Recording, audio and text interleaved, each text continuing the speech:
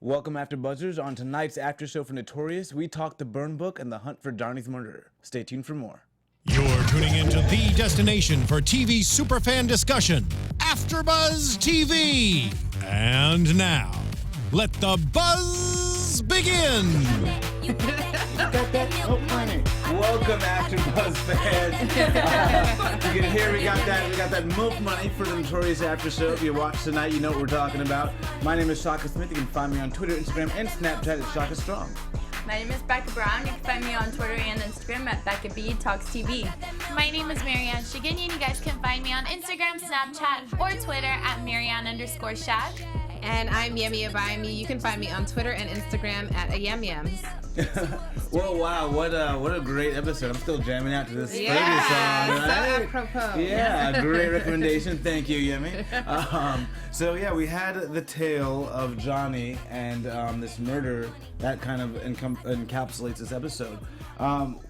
So many twists and turns, but let's start with the relationship drama. We did have a little bit of relationship drama between Julia and Jake and Julia and Louise, and we kind of start off with Julia making, I think the crux of this episode was that promise she made not to put on Dana, not to bring up this sex tape that falls. Yeah. What did you guys think about that betrayal of Jake's trust?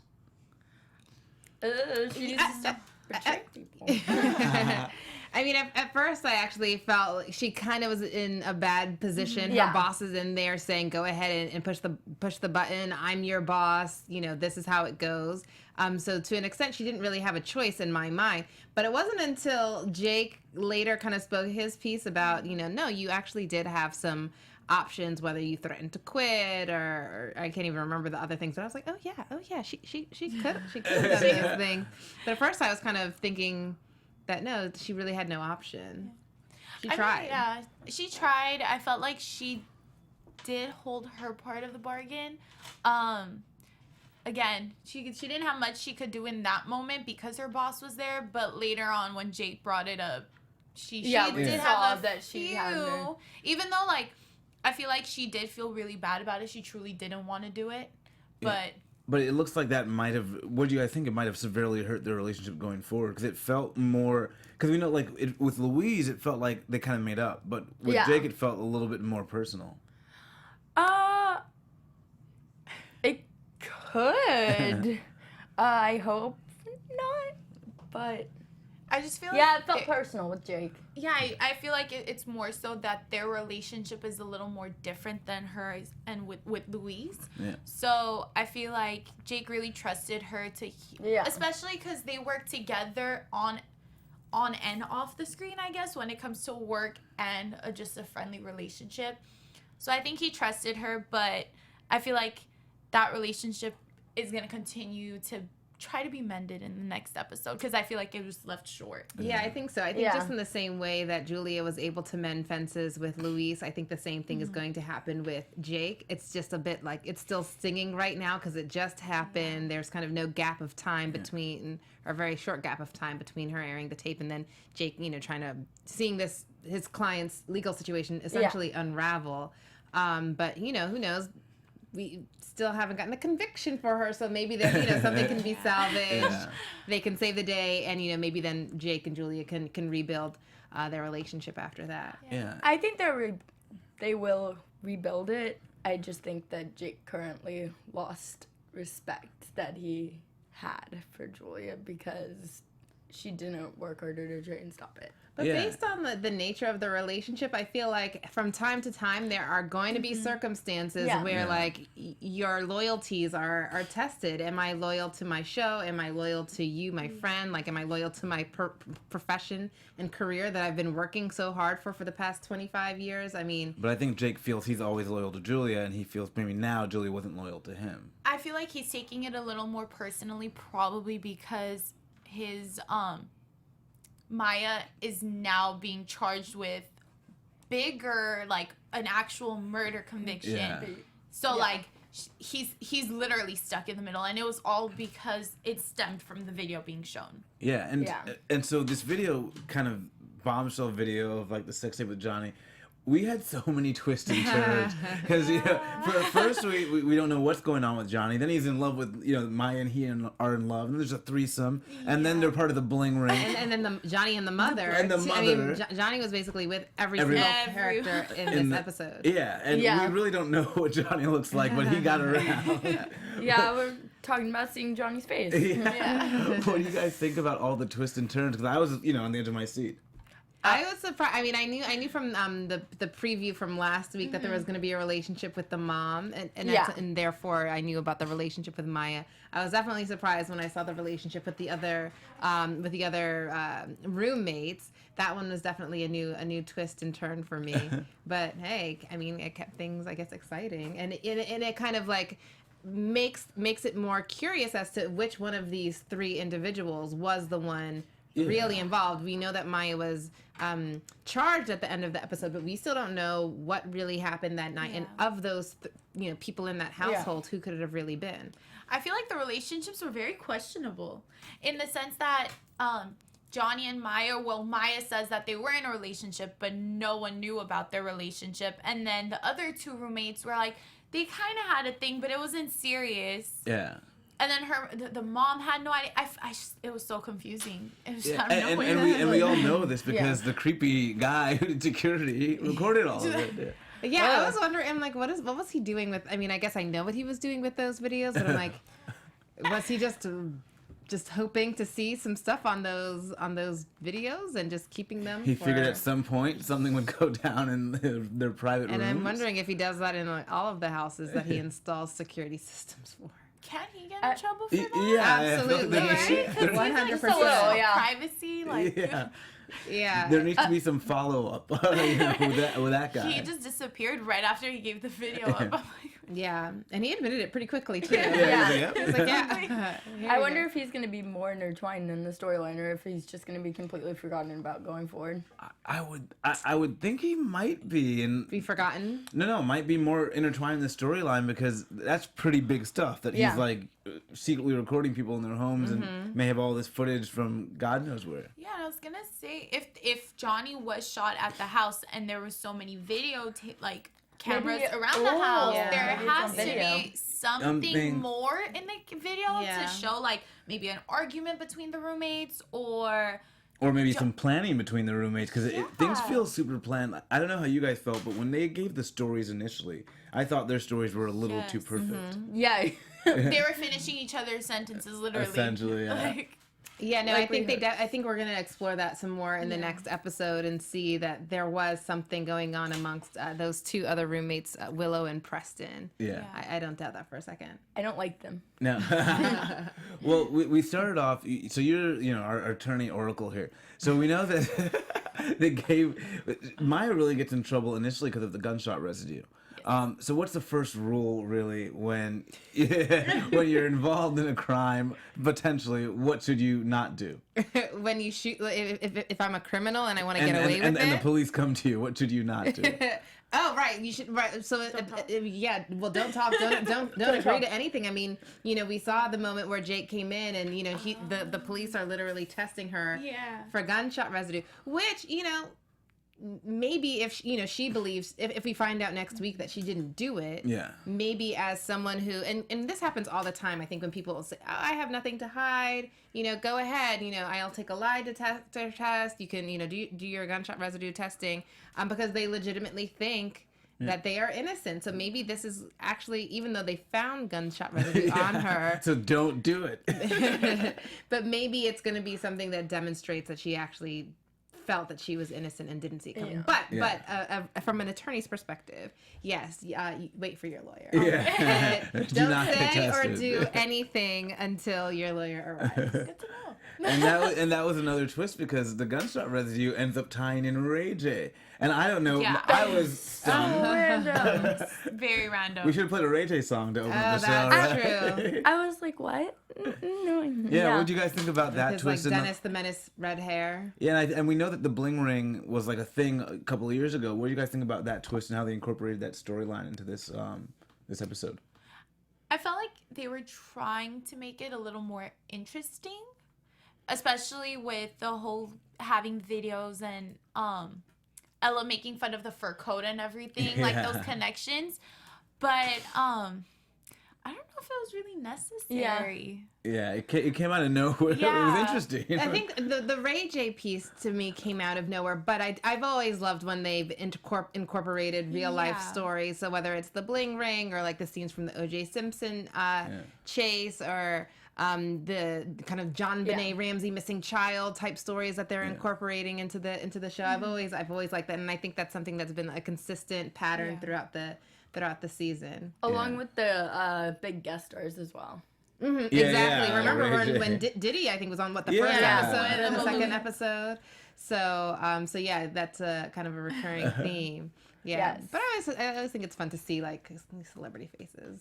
Yeah, I thought it was interesting, and I liked watching. We got a lot more lawyers. I feel like we saw a lot more of what the Louise team was doing, and now we're seeing a lot more of the legal team and what they do behind the scenes. What do you guys think about that focus? And we had the new character, The paralegal. Yeah.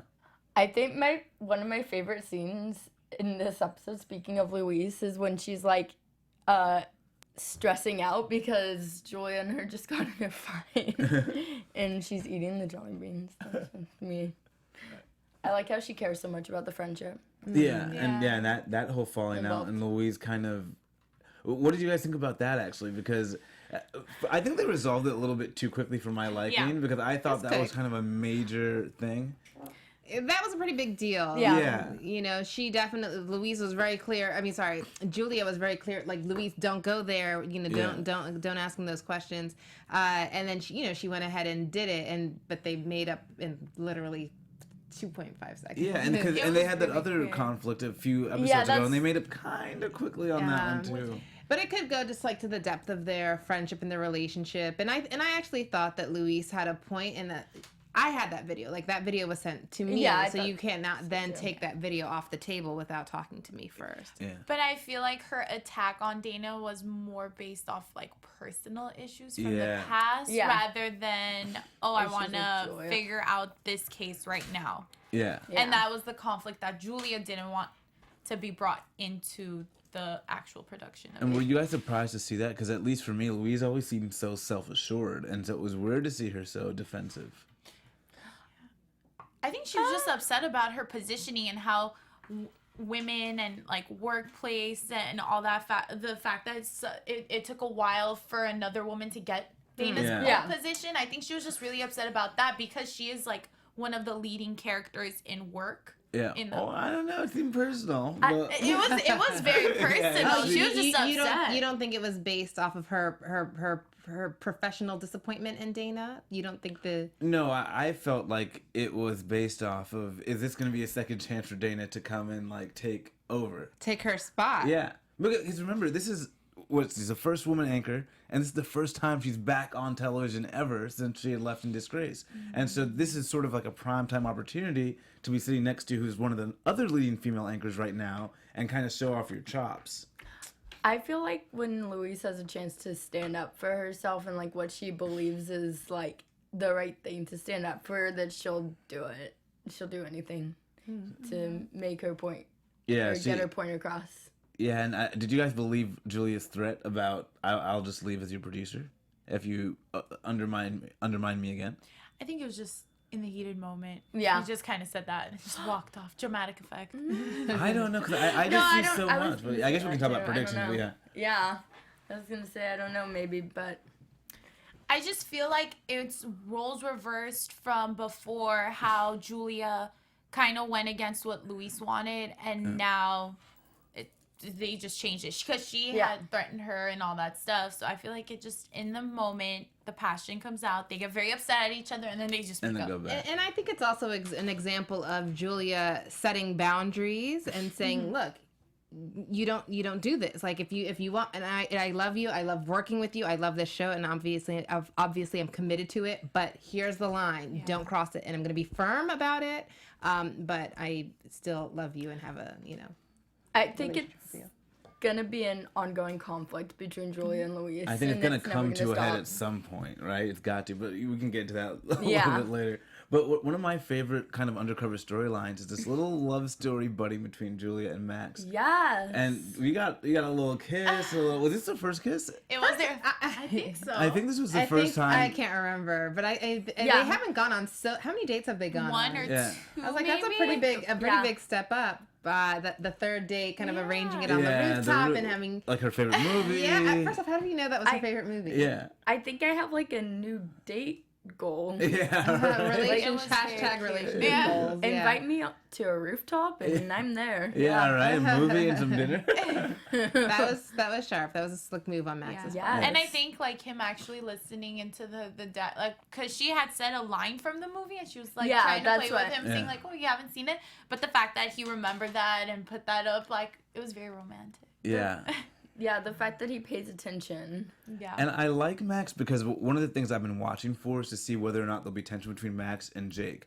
But I noticed when she got that phone call from Jake, he didn't really get jealous. He had his own little thing to deal with, and they were both on the same page. So I love that dynamic that they kind of are on the equal footing.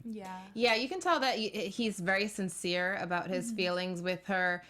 He understands his job as DA, and he's able to separate that and and still pursue Julia with a passion, but and respect her friendships and relationships that were in existence before him. And he demonstrates that he's just a confident guy who's willing to court his woman, and not like be a jealous kind of crazy guy. Yeah, I like. So he's scoring all the points. Yeah, I like watching that develop. I think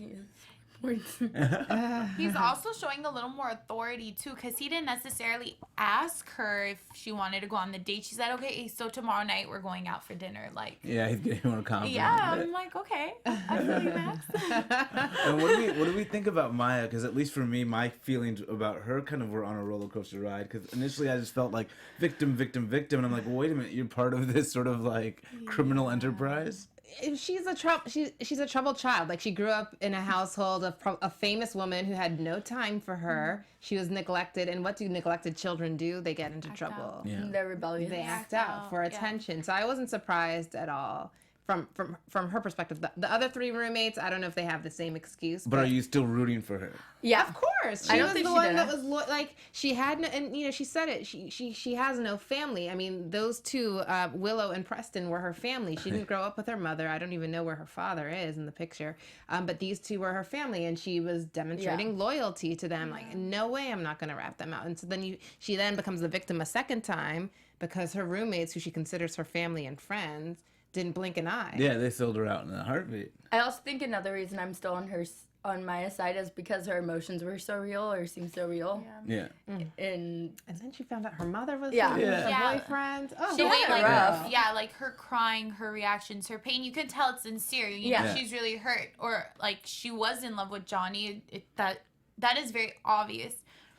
My thing is that in the end, whenever they're questioning her about stealing the items and going into the houses, she seemed kind of not cold, but more Stubborn. so, Yeah, she was closed off, removed. defensive, like Not remorseful. yeah, and I'm like, I feel for you.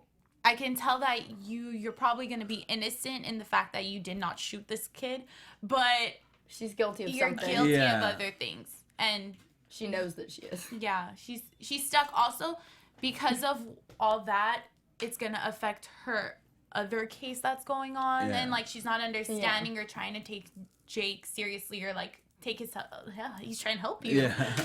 And like obviously she didn't study Prisoner's Dilemma because I was like, they're gonna roll on you. Like, come on, like, get out of jail.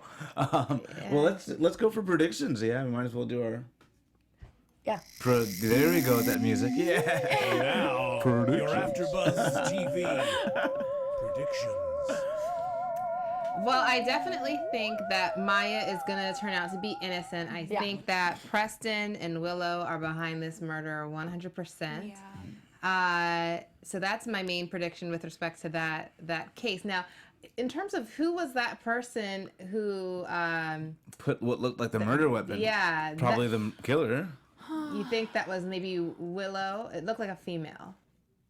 I was trying to look at the hand to see if it was like really feminine or delicate, but it was I feel glove. like it's gonna be the guy. I don't know.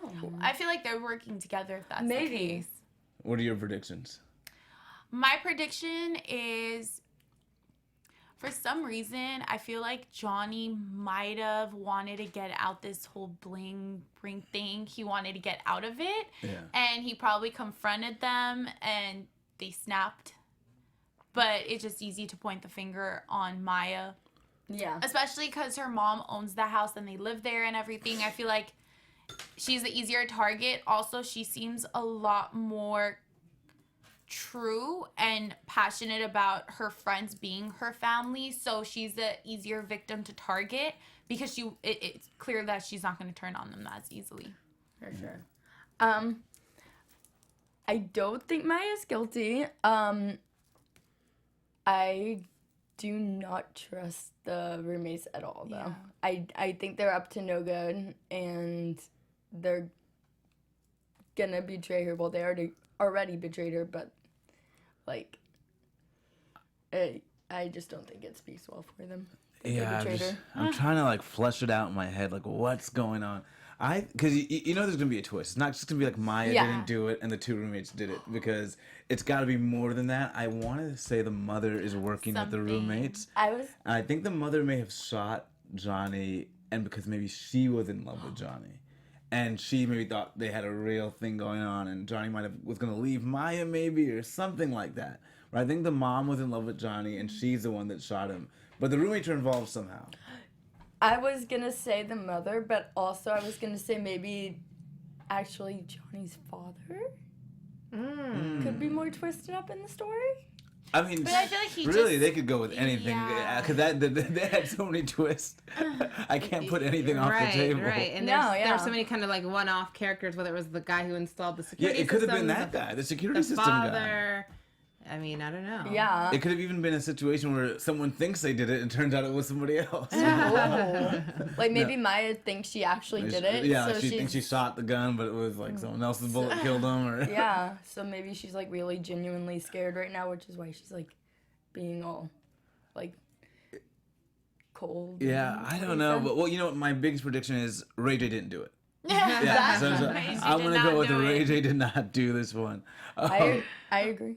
So yeah, I'm excited for next week. We'll see what happens. We know Dana's probably gonna go back on LHL. It looks like, so they'll have to. Dana and Louise will get to face off, and so we have that to look forward to. That I think will be fun. I mean, I actually really enjoy Louise's scenes. She's always so calm and collected, even when like they were bickering in the back about whether or not to show that. You wouldn't even see it on her face. Yeah. So I always enjoy those scenes. And we know if Dana's going back to LHL, she's gonna be a little bit ready for war. Mm-hmm. Also, just have to point out, Ella is like the MVP of this show. Oh, yeah. And I was really happy when Ella and Ryan were mentioned. Like, I want more of them. We haven't seen enough of them, When is that coming? Yeah, hopefully next episode. We'll get a prediction next episode, right? Yeah, next episode? Date? I thought for a moment there was going to be like a triangle between Ella and the new parallegal. For a moment, a brief moment. But they shut that down. They quickly shut it. Really quick. Well, unless it's like between Ryan and that guy. Oh, well, that would be quite the... That could be a twist. I mean, given all of the twists and turns that we've seen, that could be a potential twist. And it's good to see, like, a really diverse cast. We haven't really talked about it much, but we have, like, Sapide, we have J. August Richards, we have Daniel Sinjata, we have Piper Perry. love it. Like, we have just a very diverse cast of characters. They all bring different strengths to the show. Yeah, and I feel like it's not about their background, it's just about them and the roles that they're playing, which I really like about the show. And their interactions with each other, their relationships, and how those relationships then come into tension with their professional responsibilities. Yeah, maybe something to keep in mind given the current state of the country. But certainly we look forward to next week. Agreed. We want to thank you guys for joining us on tonight's... Oh, we also, before we move on, we do have a little something from our sponsor. Yemi, take it away. All right. Well, how is your fantasy football season going? I mean, I'm sure you guys are participating, right? Yeah, absolutely. Yeah. If you aren't, you should be. Well, as your starting running back pulled both hamstrings and your sleeper pick is still, sleeping. I mean, I think anyone who's kind of been in a fantasy football league has always had that one. Doesn't come alive. It's true. But it's not too late to save your season and win huge cash prizes at DraftKings.com. DraftKings is the destination for 1 week fantasy football. That means no season-long commitments to busts or bench warmers, and never again will injuries have you combing the waiver wire at 2 a.m. And, fantasy football is serious. Yeah, especially on the West Coast, waking up early to make those picks. It is not a joke. Every week is a brand new season at DraftKings. Just pick your contest, draft your team, and play them every week. Or try the 50-50 contest where the top half of all entries win cash. So top half? Yeah. So basically, those are pretty good odds. Good odds, 50-50, right? Even if your current fantasy team is circling the drain, you can still win huge cash prizes at DraftKings. So here, don't wait. Start your new season at DraftKings.com now. Use the code BUZZ, that's B-U-Z-Z, and play free with your first deposit. Free? I like that. That's code BUZZ, B-U-Z-Z, and play free for your share of over $100,000 in total cash prizes this weekend. Sorry, in total prizes. Let me pause and not say cash prizes. But total prizes this weekend. I don't want people coming after me. Only at DraftKings.com. Eligibility restrictions may apply, but see the website for details. Awesome. Thank you, DraftKings. We'll all be sure to play this weekend, try to get our shot at the money, right? We hope you guys are out there playing, and we hope you guys join us next week for a great episode of Notorious, the After Show. My name is Shaka Smith. You can find me on Twitter, Instagram, and Snapchat at Shaka Strong. My name is Becca Brown. You can find me on Twitter and Instagram at Becca B Talks TV. My name is Mariann Shaginian. You guys can find me on Instagram, Snapchat, or Twitter at Mariann_Shag. And my name is Yemi Abayomi, and you can find me on Twitter and Instagram at AYamYams. See you guys later. Bye. From executive producers Maria Menounos, Kevin Undergaro, Phil Svitek, and the entire AfterBuzz TV staff, we would like to thank you for listening to the AfterBuzz TV network. To watch or listen to other after shows and post comments or questions, be sure to visit AfterBuzzTV.com. I'm Sir Richard Wentworth, and this has been a presentation of AfterBuzz TV. See you later. The views expressed herein are those of the hosts only and do not necessarily reflect the views of AfterBuzz TV or its owners or principals.